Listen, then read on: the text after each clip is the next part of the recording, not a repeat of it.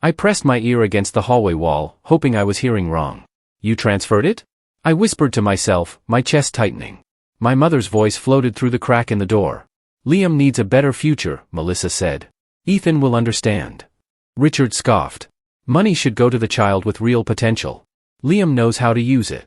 My stomach twisted. My late father's savings, everything he left for me, gone. I pushed the door open before I could stop myself. What did you do? Melissa flinched. Ethan, honey, we were going to tell you. No, you weren't, I said. My voice shook worse than my hands. I heard everything. Liam glanced up from the couch. Dude, why are you freaking out? Because it was mine, I said. That money was for my college. My life. My dad's last gift to me. Richard leaned back, smirking. You're overreacting. You'll survive. This is what family does, supports each other. Funny, I said, because I don't feel supported at all. Melissa reached for me. Sweetheart, Liam needed help. He's applying to expensive programs. And you think I didn't need help? I stepped back. You think I had nothing planned for my future? Richard raised a brow. You always talk about responsibility. Prove it. Make your own way like a man. The words hit me like a slap. So you stole from me to teach me a lesson? It's not stealing, Melissa whispered. It's sharing. With only one child, I said. Got it. Liam sighed. Bro, it's not that deep. I didn't ask for it. You didn't say no either. He looked away, and the silence cut deeper than his words. Melissa tried again. We can discuss this calmly. No, I said. You made your choice. I turned and headed to my room. My breath felt trapped in my throat. Every step felt heavier. I grabbed my backpack and shoved in whatever I could reach, a few shirts, my notebook, my charger. My hands were shaking too hard to fold anything. Melissa appeared in the doorway. Ethan, please don't be dramatic. Dramatic? I laughed softly. You traded my future like it meant nothing. It was for the family, she insisted. I'm part of the family, I said. At least I thought I was. Richard called from the living room. If he wants to leave, let him. He'll be back when he realizes the world doesn't care about him. I slung the backpack over my shoulder. The world doesn't have to care about me, I said. But my own mother should have. Melissa's eyes dropped. She didn't argue. I walked past Liam. He didn't even look up this time. Maybe guilt finally found him. Maybe not. It didn't matter anymore. As I stepped toward the front door, Melissa whispered, You'll call me tomorrow, right? I paused, my hand on the knob. I don't know. I opened the door. Cold air hit my face, sharp and real, unlike anything inside that house. My heart felt like it was splitting, but at the same time, something inside me went quiet, steady. Behind me, no one said my name. I stepped outside, letting the door close on the voices that never chose me. I didn't know where I was going. I didn't know what came next. But I knew one thing clearly. If they had sold my future, then I would build a new one without them. I kept walking into the night, carrying only my backpack and a broken heart, but with each step I felt a small spark rising inside me, the beginning of my own strength at last. I barely slept. I kept staring at the door, waiting for my mother to knock, to ask if I was okay, to say anything that sounded like love. She didn't. Not a sound came from the hallway, not even footsteps. By sunrise, my chest felt numb. When I walked into the kitchen, Richard glanced up from his coffee. Are you done acting dramatic? I swallowed the anger rising in my throat. I wasn't acting. Sure you weren't. He smirked. Your little tantrum last night was embarrassing. It wasn't a tantrum, I said. You took everything Dad left me. Liam walked in, yawning. Dude, you're still on that? You're lucky they even raised you. My blood went cold. Lucky? That's what you think? Richard nodded as if Liam were right. Melissa and I gave you a roof, food, school. You should be grateful. For what? I asked. For being ignored? For being second place in my own house? Liam laughed. Second? Bro, you were never even in the race. My hands clenched under the table. You don't talk to me like that. Why? He said. What are you gonna do? I looked at Melissa, hoping she'd say something, anything, to stop this. She didn't. She stirred her coffee slowly, eyes on the table as if I wasn't even there. Mom, I said quietly, are you really okay with this? She finally looked up, but her eyes were tired. Ethan, please. Can we not fight this early? You let him talk to me like trash. It's too early, she repeated. Just sit down. I sat, but the air felt too thick to breathe. Every clink of silverware scraped against my nerves. No one spoke to me. No one asked how I felt. No one cared. I broke the silence. I'm leaving today. Richard shrugged. If you think running away makes you look mature, go ahead. I'm not running, I said. I'm choosing myself. Whatever helps you sleep, he muttered. Liam leaned back. Don't forget to return the house key. No point keeping it if you're done pretending you belong here. His words burned through me sharper than anything else. I'm not pretending. You all made it clear I don't belong. Melissa finally spoke, but her voice was barely a whisper. Do what you want. That hurt more than all of Richard's insults and Liam's mockery combined. Not anger. Not panic. Just, nothing. I stood up. Okay. Then I'm gone. No one followed me to my room. I took my backpack from last night and checked my wallet, $40. That was it. $40 and a heart full of cracks. When I walked back through the living room, Melissa didn't look up. Richard changed the channel. Liam scrolled his phone. Goodbye, I said. No one answered. I stepped outside and shut the door. The moment it clicked, something in me broke. The yard looked the same as always, but I felt like a stranger standing on my own driveway. My phone buzzed in my pocket. I wiped my eyes before checking the screen. Aunt Grace. I answered immediately. Hello? Ethan, she said gently, are you okay? My voice cracked. Not really. I heard what happened, she said. Come stay with me. You don't have to ask. You've always had a place here. I swallowed hard. Are you sure? Of course I'm sure, she said. Your family. Real family. Come now, sweetheart. The word family hit me so hard that my knees almost gave out. I tried to speak, but my throat closed. Ethan, she said softly. I finally managed to whisper, thank you. Drive safely, she said. I'll leave the door unlocked. When the call ended, I stood there for a moment, letting the cold morning air fill my lungs. $40, a backpack, and Aunt Grace's voice, that was all I had left. And somehow, it was more love than I'd felt in years. Aunt Grace opened the door the moment I knocked. Come in, sweetheart. You look exhausted. I'm okay, I said, even though I wasn't. You don't have to pretend with me. She touched my arm gently. Your room is ready. You stay as long as you need. Thank you, I whispered. I don't know what I'd do without you. You're safe here, she said. That's all that matters. For the first time in years, I actually believed someone meant those words. The next day at school, Noah met me by my locker. Dude, you look like you got hit by a truck. I kinda feel like it, I said. He leaned in. You really left? Yeah, I said. For good. Good, he replied. Your mental health finally got a break. He nudged me. So what's the plan now? I don't know, I admitted. I've got $40 and no future. That's not true, he said. You have me, and you have your brain. Don't quit school. Don't let them break you. I need money, I said. I'll probably get a job. Then get one, he said. But don't drop everything else. You're smarter than half the guys in this building. I sighed. That's not saying much. He snorted. Still counts. His belief in me felt strange, like wearing clothes that didn't quite fit yet. That evening, Aunt Grace poked her head into my room. You hungry? Starving, I said. Good. And I talked to Mrs. Adler at the cafe. They need weekend help. I told her you'd stop by. I blinked. You didn't have to do that. Your family, she said. I help family. My chest tightened again, but in a softer way this time. Thank you. By the weekend, I had 2 part-time jobs, mornings at the cafe, afternoons cleaning the local bookstore. It wasn't glamorous, but it kept me busy. One night, while wiping down tables, Mrs. Turner, my English teacher, walked in. Ethan? You work here? I froze. Yeah. Just started. She smiled. I've always admired your writing.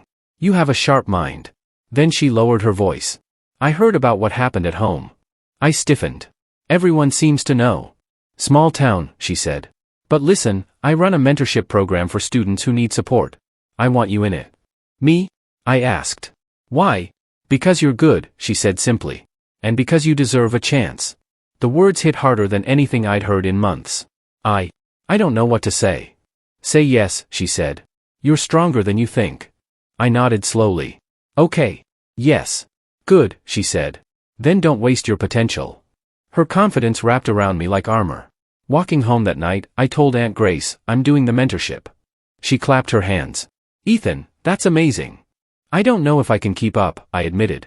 School, 2 jobs, everything else. You can, she said. And if you stumble, I'll catch you. I swallowed hard. I'm scared. Of failing, she asked. Of becoming nothing, I said.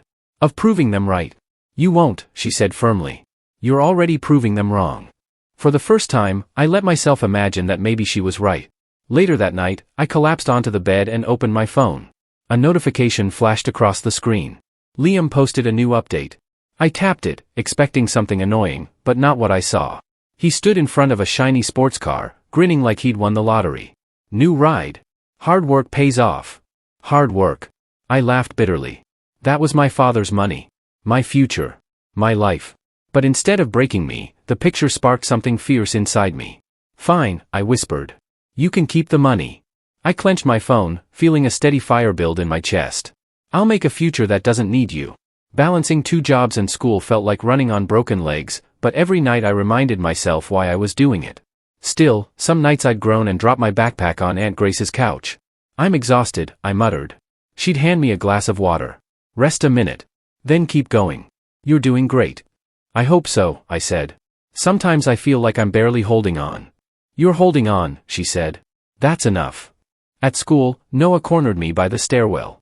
Dude, you look like you slept in a dumpster. Thanks, I said. Just what I needed to hear. I'm serious, he said. Working 2 jobs, doing homework past midnight, you sure you're okay? I have to be, I said. I don't have any other option. You do, Noah said. You could quit 1 job. And then what? I shook my head. I won't depend on anyone ever again. He sighed. I get it. But don't destroy yourself trying to prove something. I'm proving something to me, I said softly. He nodded. Then I'll just keep checking on you. I appreciated that more than I could say. Hours blurred into weeks, weeks into months. My grades went up. Mrs. Turner noticed and stopped me after class one day. You've improved a lot. What changed? I started trying, I said. You always had the ability, she said. You just needed space to grow. She lowered her voice. You proud of yourself yet? I hesitated. A little. Good, she said. You should be. But news about my family started slipping into my life whether I wanted it or not. One morning, 2 girls in the hallway whispered loudly as I passed. Did you hear Liam failed all his exams? No way. Isn't his dad loaded? Can't they just fix it? Not anymore. His dad's business is tanking. My steps faltered. I didn't know whether to walk faster or stop and listen. At lunch, Noah dropped his tray beside mine. Don't freak out, he said, but people are talking. About what? Your family, he said. Liam's failing everything. Richard's losing clients. Melissa looks rough. I stared at my food. Seriously? It's bad, he said. Like, really bad. I rubbed my forehead. I don't know how to feel about that. Why do you feel anything at all? Noah asked. They didn't feel anything when you walked out. I'm not heartless, I said. I didn't want them to fall apart. You didn't cause it, he said. They did. I exhaled slowly. Yeah, but hearing it still feels weird. Weird doesn't mean guilty, he said. You're not the villain here. Sometimes it feels like anger keeps me moving, I admitted. Is that wrong? No, he said. It's human. Later that night, Aunt Grace knocked on my door. Honey, you okay? You seem distracted. I heard stuff about them. She sat beside me. Bad things? Yeah, I said. And I don't know how to feel. Let me tell you something, she said. When people plant damage, they eventually harvest it. It's not your fault. I just don't want to be happy about it.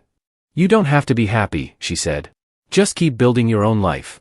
I nodded. I'm trying. And you're doing it beautifully. Walking home from the cafe one night, I checked my phone and saw a new rumor: Richard might lose his business. Another said Melissa cried in the school parking lot. I stopped on the sidewalk and stared at the dim streetlights. A strange heaviness and lightness mixed inside my chest. I whispered to myself, is this karma? The wind was cold, quiet, steady. Almost like an answer.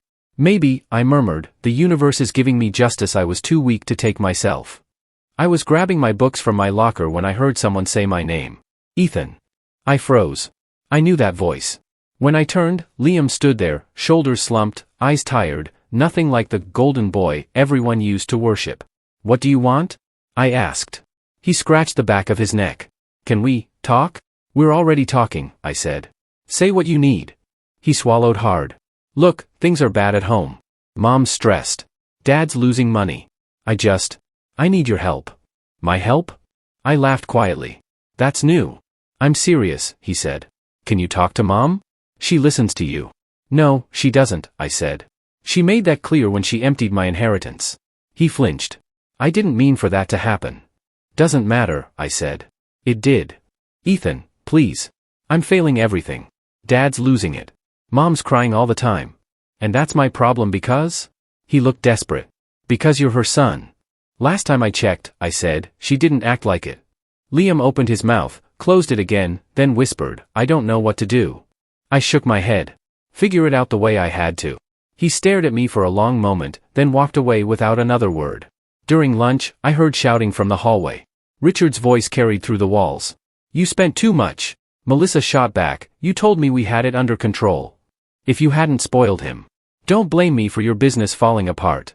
Hearing them tear into each other felt unreal. Months ago, they were untouchable. Now they sounded like the world was collapsing under their feet. Noah nudged me. You okay? I'm fine, I said. Just processing. You don't have to feel bad, he said. They built this mess.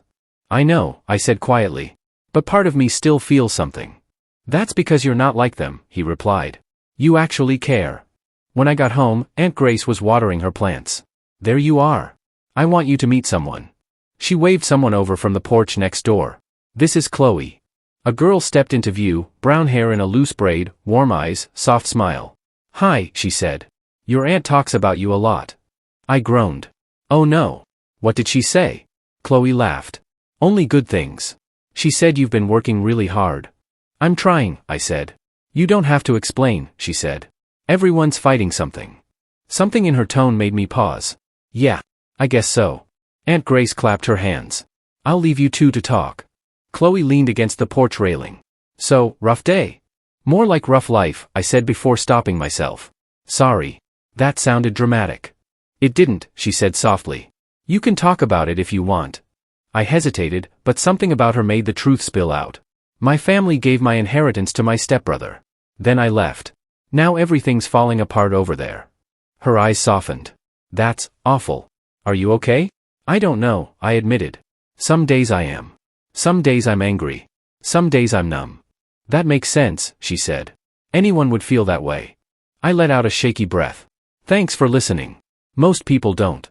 I don't mind, she said. You deserve someone who listens. Her words warmed something inside me I didn't know was frozen. Aunt Grace peeked out the window, smiling like she'd planned the whole thing. Later that night, after finishing my homework, I checked my phone. A new text popped up. Richard, we need to talk. I stared at the screen, feeling my stomach tighten. Of course he wanted to talk now, when everything he built was crashing down. Too late, I whispered, dropping the phone onto my bed. But I knew this wasn't the end. Not even close. I approached the house with a tight chest. When Richard texted, we need to talk, I told myself I didn't care, but here I was, standing on the porch I once called home. I knocked. The door opened almost instantly. Melissa looked like she hadn't slept in weeks. Ethan, she whispered, voice trembling. Thank you for coming. I'm not staying long, I said. Say what you need. Richard appeared behind her, shoulders sagging. Come in. Please. I stepped inside. The air felt heavier than I remembered. Liam sat on the couch, eyes red and swollen. He didn't look at me. What's going on? I asked. Richard rubbed his forehead. We need to explain the situation. You mean the mess? He sighed. Yes. The mess. Melissa sat down but kept wringing her hands. Liam made some mistakes. Mistakes? I stared at her. Is that what we're calling it? Liam finally spoke. I spent the money, okay? All of it. I blinked. Every cent? He nodded weakly. Cars, parties, and I invested in some crypto thing that crashed. I thought I could double it. I let out a humorless laugh. Of course you did. Richard snapped, he was trying to fix things. Fix things? I said. He destroyed my future. Melissa whispered, we didn't know he'd use it so fast. Yes, you did, I said calmly. You knew exactly who he was. Liam covered his face. I didn't mean for things to turn out this way. I didn't answer him. Richard cleared his throat. We're in debt now. Serious debt. We might lose the house. And you want what from me? Melissa looked up at me, eyes desperate. Forgiveness. We were wrong. So wrong. I know that now. I stared at her for a long moment. You only realized it when everything fell apart. That's not true, she said quickly. I've been thinking about you every day. Then why didn't you call before now? She had no answer. Liam finally looked at me. Please don't hate me. I don't hate you, I said. But I don't trust you. Not anymore. He wiped his eyes. I'll pay you back. I swear. With what? I asked sharply. You don't even have passing grades. Richard muttered, enough. No, I said. You brought me here to confess. So listen to me. I pointed at Liam. You didn't ruin my life. You ruined your own. And you, I turned to Richard, taught him he could do whatever he wanted. Richard's jaw tightened, but he didn't argue. Melissa whispered, Ethan, can you ever forgive us? No, I said softly. Not right now.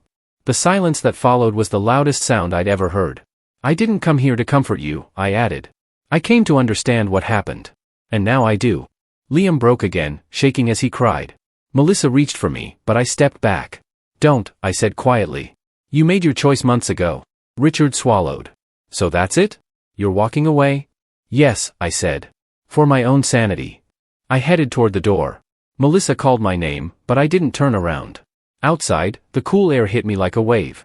My legs felt weak, but my chest felt strangely light. Maybe this is what healing looks like, I thought. Not pretty. Not soft.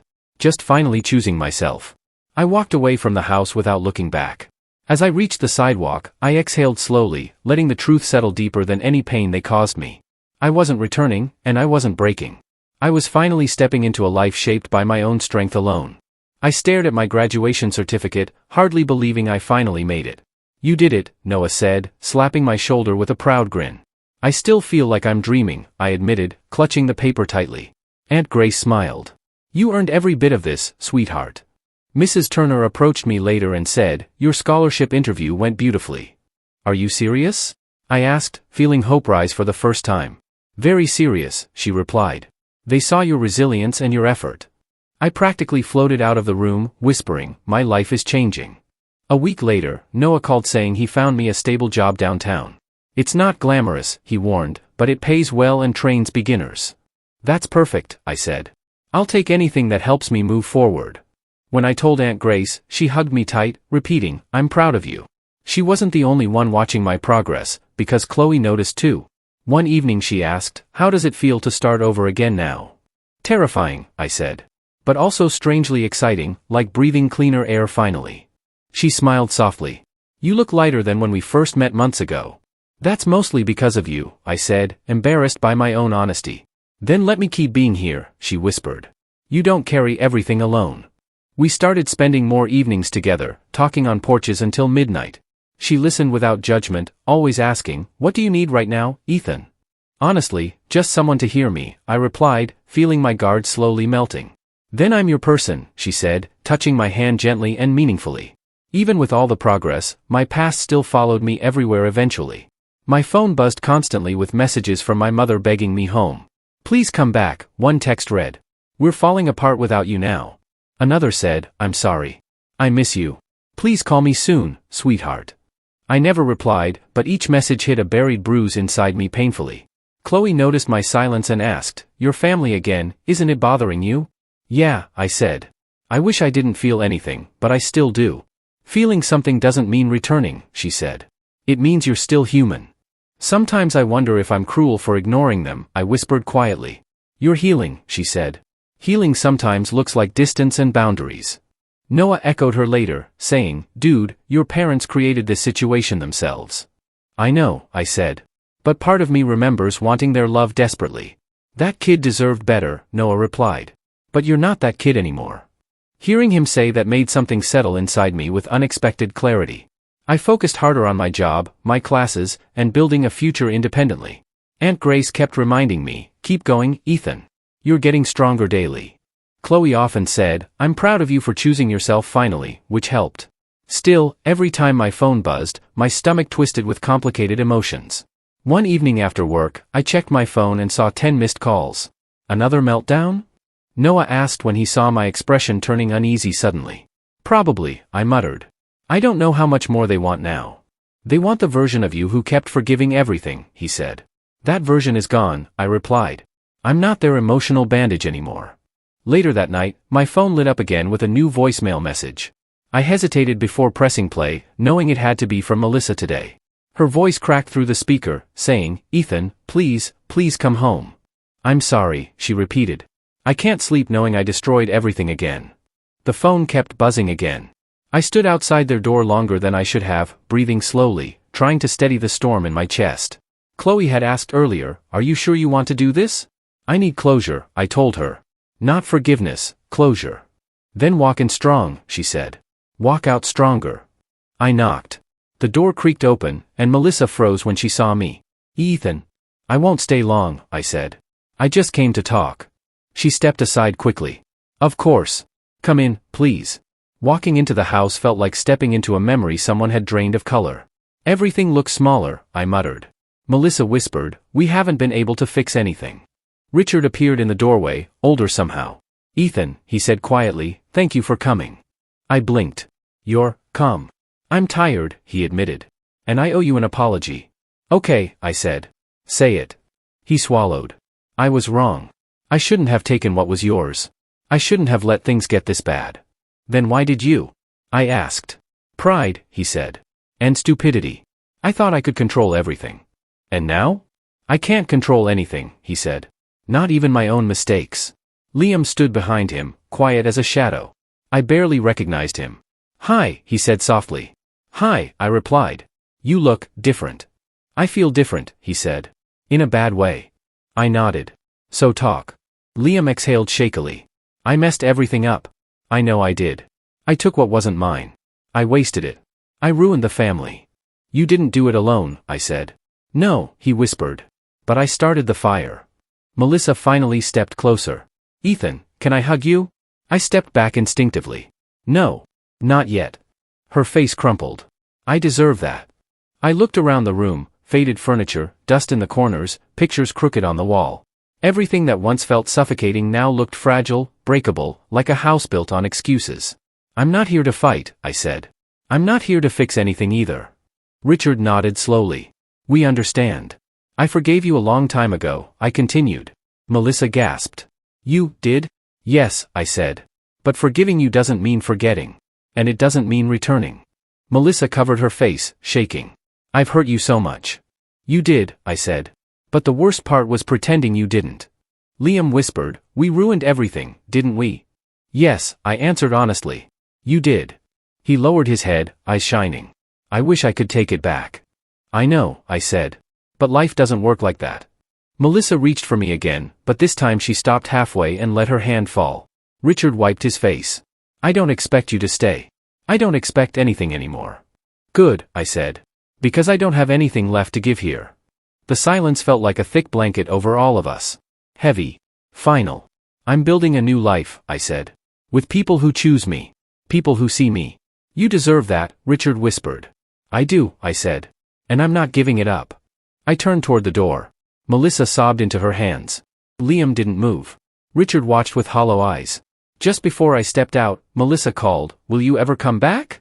I answered without turning around. "No. Not like before." Outside, the air hit me like cold water. My heart pounded fast, almost violently, but not from fear, from freedom. Walking away, I whispered to myself, "This is the closure I needed." And for the first time, the weight on my shoulders finally lifted. I was walking to campus when Noah jogged up beside me. "Dude, did you hear the news yet?" I rolled my eyes. "Which disaster are we talking about today?" He slowed down. "Your stepdad sold the house." I blinked. "What? Seriously?"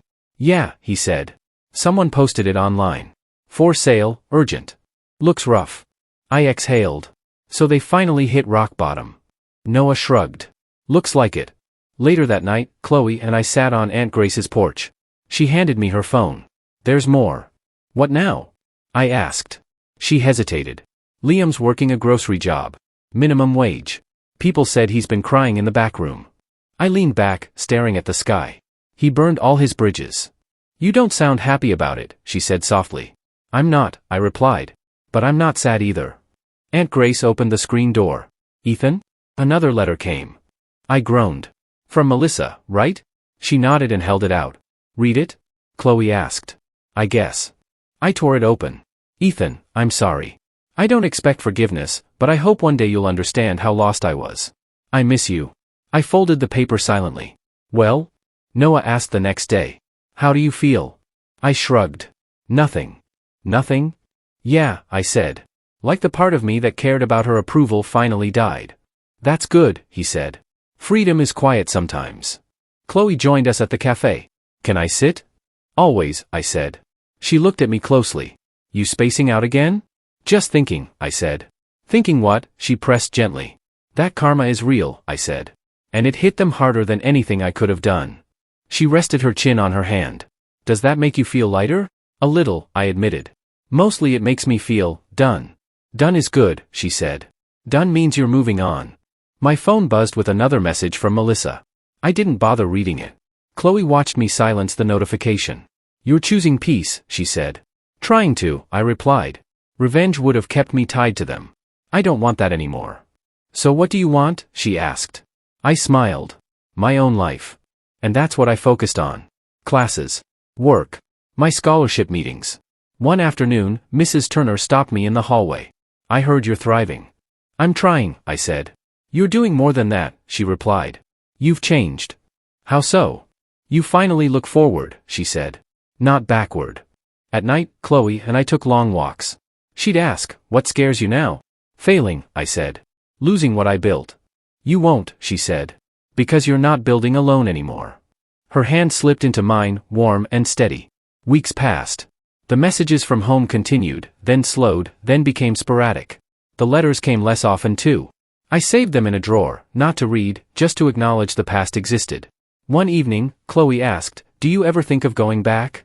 No, I said instantly. Why not? I looked at her. Because there's nothing there for me. The boy who needed them is gone. She nodded slowly. Good. That means you grew. Sitting under the campus oak tree one afternoon, I whispered to myself, I didn't rise to destroy them. Chloe heard me. What did you say? I rose to save myself. She smiled softly. And you did. I leaned back, feeling the sunlight warm my face. For the first time in years, my chest didn't feel tight. My mind didn't replay old scenes. My heart didn't reach for people who dropped me. I finally felt free. Years later, I sat on the balcony of my small but warm apartment, sipping tea as the city lights flickered below. Chloe stepped outside, leaning against the railing. You're quiet tonight, she said. Just thinking, I replied. Life feels different now. Good different?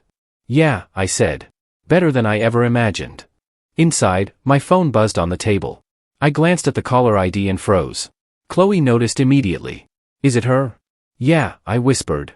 Melissa. Do you want to answer? She asked gently. I'm not sure, I said. But maybe I should. I picked up the phone and pressed accept. Hello? Melissa's voice shook. Ethan? It's been a long time. I know, I said calmly. How are you? She let out a shaky sigh. Surviving, I guess. I wanted to call you one last time. One last time? I repeated. Why? I'm not dying or anything, she said quickly. I just think it's time I stopped pulling you back. I sat down slowly. Okay. What do you want to say? There's a family dinner on Sunday, she said.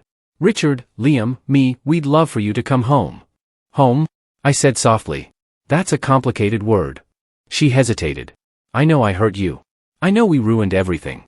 But maybe, just maybe, we can start over. I closed my eyes. Mom, starting over isn't the same as going back. We miss you, she whispered. I understand, I said. But I built a life without you. I worked for everything I have now. I can't return to a place that broke me. So that's your answer? She asked. Yes, I said calmly. Home isn't where I was born. It's where I'm respected. She let out a quiet sob. I guess I deserve that. I'm not trying to punish you, I said. I just don't belong there anymore. I wish I could change the past, she murmured. I know, I said. But we both have to live with it. Will you ever visit? She asked. Maybe one day, I said. But not now. Not like this. Okay, she whispered. Thank you for answering, at least. Take care of yourself, I said gently. You too, sweetheart. I ended the call. Chloe walked over and sat beside me. You handled that with so much strength. I didn't feel strong, I admitted. I just felt steady. That's strength, she said. Steady is strength. I looked out over the city again. It feels strange. For years I begged them to see me. Now I don't need their approval at all. That's healing, she said. I used to think forgiveness meant going back, I said. Now I know it means moving forward. She intertwined her fingers with mine. You've come so far, Ethan. I laughed softly. Remember when I used to doubt every step I took? Yes, she said, smiling. And now look at you. Degree finished, career started, a home you made yourself. A life I made myself, I corrected. Exactly. We stood together at the railing. The night sky stretched wide and endless above us. Do you ever think about them? Chloe asked quietly. Sometimes, I admitted. But it doesn't hurt the way it used to. That means you've transformed. I didn't just survive, I said, voice steady. I changed. I grew. I became someone I actually like. Chloe leaned her head on my shoulder. I'm proud of you. I'm proud of me too, I whispered. The wind brushed against us, cool and gentle, carrying away the last pieces of the past that still clung to me. I choose me, I said quietly, letting the words settle in the air. And for the first time in my life, choosing myself felt like the most natural thing in the world.